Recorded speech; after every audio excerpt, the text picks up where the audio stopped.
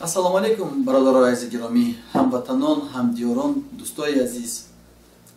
шумо медонед ки Дина Эмомалӣ ҷанги партизании худша сар кард ва албат дасти морам ҳӯй кард ба ин кор. Дар ҷаҳон ошкор кард ки Эмомалӣ ҳукумати як бандитӣ аст ва ба мутобиқи бандит ҳаракати мо бояд ба мисли ҳами худаш бояд бошад. русҳо мегӯянд ки заразу заразай выводят ва мо шумо бояд ҳаракат кунем ки ватанмона аз ин бадии бадбахтӣ халос кунем. як дӯсти азизи мо Маҳсудов Иброҳим, як бачаи ҷавон ки дар дасташ на яроқ дошт, на ҳеҷ чизе надошт, фақат баромад мекард, сиёсатмадор буд, мехост барои мо шумо озодира баромад мекард, сухан мекард. ҳозир дар больницаи Склифосовский барои ҷони худаш мубориза бурда истед. Соати 11 соати 10:50 дар масъалаи Маҳсуд Иброҳимов буд, покушение карда буданд, хостанд ба қатл расондан. баъди 1.5 соат пас дамо худи Ятимов ба тариқи амният дохил шуду дамо як шарти мон. албатта шумо ҳозир дар фейсбуку, дар однокласснику, дар ҳама ҷо мебинед овози ӯ каса ва овози ӯ инсоне ки дар амният кор мекунад Салимов Нодир аст. ӯ кор мекунад дар масъалаи амният. вазифаша медонем ки кабинети 24, медонем ки дар пишти ҳайкали Сомонӣ аст ва мо шумо медонем ки ин корхонаи амнияти Тоҷикистон вақтҳои охир амният ҳам гуфта намешавад. як одамои қотил, дуздор, роҳзано, ватанфурӯшо чизе ки ҳимоя мекунанд Эмомалиро ва фикр мекунанд ки ино дар ин дунё ягон кас инора дига ғам наметавонад. ҳар коре ки ба мардум мекунанд ҳеҷ кас дига қувватшон намерасад. Дина шаб дама занг заданд, дама гуфтанд ки биёен аввал во бихӯрем. баъд ки ман гуфтам ки мо шумо ҳеҷ вақт во намехӯрем, майдони мо нав саршидагӣ аст. ин инсон мебирояд ки дар шумо 4 рӯзи дига вақт мондагӣ, 4 рӯз паси дига мо шуморо мезанем. як ками дига мондагӣ, қасам хӯрдагиян, дар мобайни одамои шумо қасам хӯрдагиян ва дигар. ин як ҳилаи ҷангандозӣ дар мобайн. албатта ин инсон аз худо бехабар аст.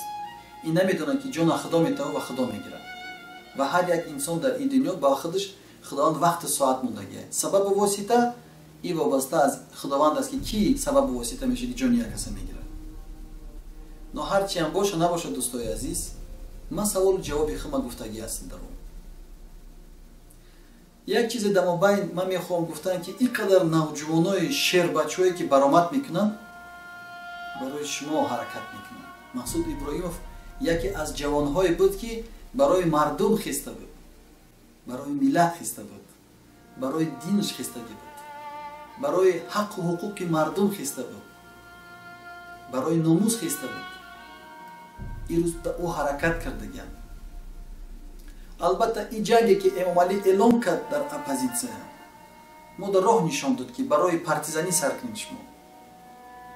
ва мегӯянд ки Рустаму Суроб дар филм дар кинош нишон медиҳад ки ту худат оташа задӣ ва дар ҳамун оташ худат месӯзӣ, зеро ки ту намедонӣ ки тура мезанад ва ту агар ки зада битонӣ фақат як шахси мара зада метонӣ, мумкин як 5-6 нафари дига зада метонӣ.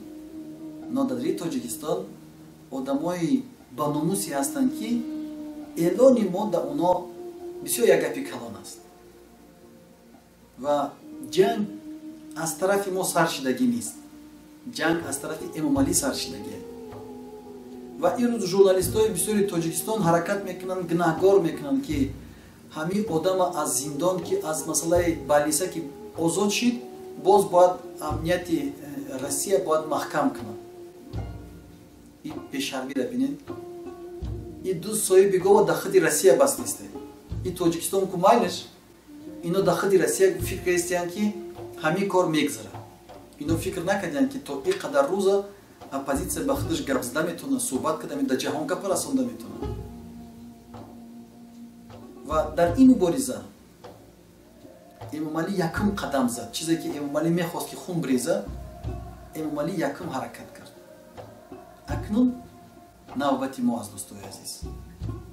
акнун ҳар касе ки номуз дошта боша, ҳар касе ки одам, ҳар касе ки мусулмон боша, ҳар касе ки ватандӯст боша, ҳар касе ки дақал бош, бидонад ки ин рӯз як рӯзи имтиҳони вазбин аст, бояд чикор кунад? ҳаракат кунад. ба хотире ки ин рӯз Маҳсуд Иброҳимовро мезананд, пага духтари тира зино мекунанд, пага чи ватани тира мефурӯшанд, пага моли тира мегиранд, пага билохир охириш тира мебаранд зиндон мекунанд. ҳамаи ҳами як нишонае ҳастае ки Эмомалӣ худаш даҷолай, шайтонай ва муборизаи мо ба зидди Эмомалӣ худаш як ҷиҳоди калонай. ма шуморо даъват кардистам ва да ма як каме имконият боша, ма худам ҳаракат мекунам, дар мобайн дохил мешам. ва ма мехоҳам гуфтан ки ӯ одамое ки да ма қасам хӯрдаги аст, вақту соати шумо омад ба мутобиқи партизанӣ дар ҳар ҷо ҳар авлоде ки дора Эмомалӣ бизанем, нишон диҳем ки мо шумо ҳам қувват дорем. зеро хомӯш истодани мо шумо ия шикасти калон аст. дар дили дорои Тоҷикистон, давлати Тоҷикистони мо калимаи конститутсияи қонун гуфтани гап нест. Режими Эмомалӣ режими бандитӣ аст. ва агар кем ки бигзор ки вақту соат шид, вақту соати мара задан, аз ёдтон набурем. бардорин ҳамун байрақи дина, бардорин ҳамун байрақи озодитона. шумо дар ин дунё каниз пайдо шудагӣ нестед. шумо одамед, шумо маймуну гӯспанд нестед. шумо ҳам одамед. ватани Тоҷикистон аз ҳамаи мо шумо аст, на балки аз як дута авбошу дузду ғоратгар, мошенник жули. ман умед дорам дӯстои азиз ки шумо мефаҳмед мара ва баромадои ма аз ин рӯз иборат. мо кӯшиш мекунем ки ҳар баромаде кунем дар майдон пахш кунем ки мардум бина.